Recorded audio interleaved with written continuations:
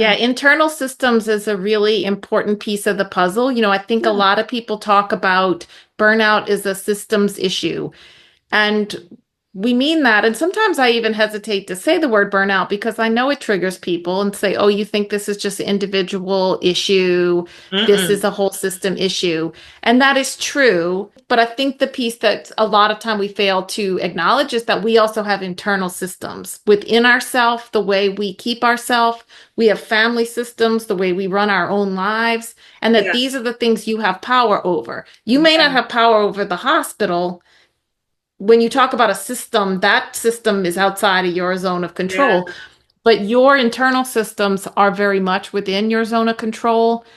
This is where we can really start to transform.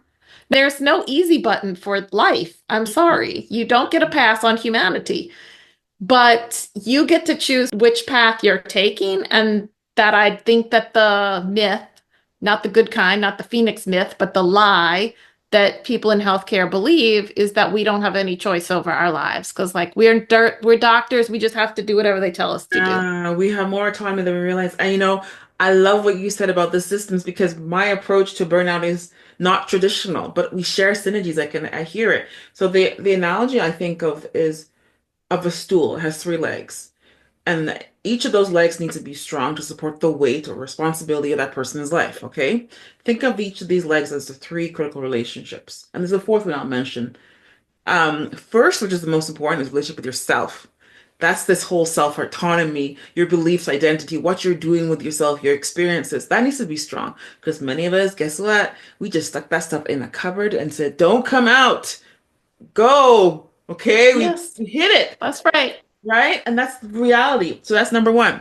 The second is significant other or close confidence, right? Whether it doesn't have to be a husband, it could be besties, it could be friendships, it could be Yeah. whatever. But those relationships help keep support you. And then third, like you mentioned, the system work in the system, okay? Yeah, the system's flawed. However, the thing that I recently added was the struts to support all three. So even if the system, the work is kind of like batshit crazy, your boss is a little, just in another world, you still have your struts to support you. And those struts is your beliefs, Yes. vision, your faith, that which is higher, to kind of anchor you, to hold you despite the stress of the system.